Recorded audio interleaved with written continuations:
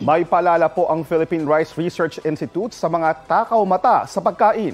2 kutsara raw kasi ng kanin ang nasasayang ng kada tao araw-araw. Katumbas yan ng 7.2 billion pesos. Ang halagang yan kaya na raw sanang mapakain ang 2.5 million na mga Pilipino kada taon.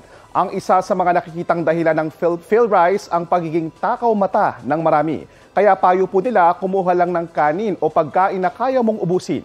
Isinusulong din nila ang half-cup serving sa mga kainan. Panawagan nila ngayon, Rice Awareness Month, Be Responsible. Balita ko, may tututukan kayo tuwing 10:30 a.m. sa GTV. Alamin ang mahalagang balita at impormasyong dapat nyong malaman sa Balita Ko tuwing Lunes hanggang Biyernes. Mag-subscribe din sa GMA Integrated News sa YouTube.